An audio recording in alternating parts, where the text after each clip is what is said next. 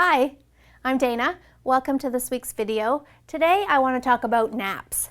I get lots of questions from people wondering, why won't this baby nap for more than 10 minutes every day?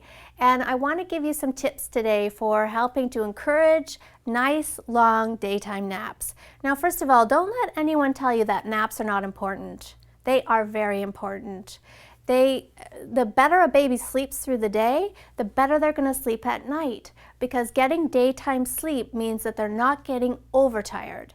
And for a baby, overtiredness is really their worst enemy. The more overtired a baby becomes, the harder it is actually for them to fall asleep, and it's much harder for them to stay asleep in the night. So we really want to avoid that with some age-appropriate napping, all right? Now, the most common complaint I hear from parents is that the baby won't stay asleep, right? I put her down in her crib for her morning nap, and 20 minutes later she's awake and I can't get her back to sleep. I call it the curse of the short nap, and it's really, really common. Now, here's why. Basically, one sleep cycle for a baby is 40 to 45 minutes long. It can be as short as 30. And what happens when we reach the end of one cycle is that we wake up briefly.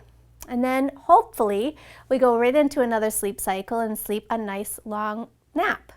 But what happens with babies who are put into the crib already asleep is that they get to the end of their cycle, realize, hey, I'm not still in your arms, or that bottle is no longer in my mouth, and they wake up crying.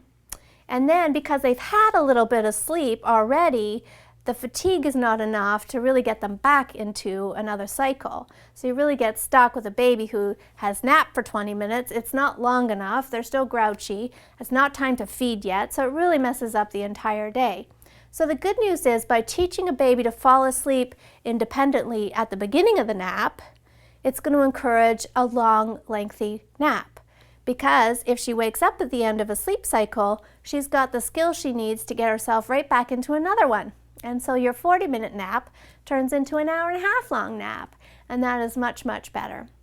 So have a look at your baby's day and see if, yes, actually, I always rock her to sleep, and that is exactly why she only sleeps for 20 minutes.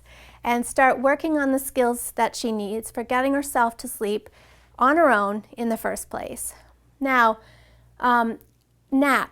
How many naps is a common question I get asked. So I'm just going to give you a quick rundown. If we're talking about 3-month-old babies, they usually need 3 naps a day. If we're talking about a 7-month-old baby, they need 2. 13-month-old needs 1. And that's just roughly what we're looking at for the different age groups. So I hope that helps answer the question. I know it's never easy to teach a baby to become a great independent sleeper, but it's so worth it in the long run, because you get nice long naps and you get a baby who knows how to fall asleep and stay asleep at night, and it just makes the baby happier, and it makes life a little easier for you, because at least you get a little bit of a break during the day. Thanks so much for watching. Sleep well.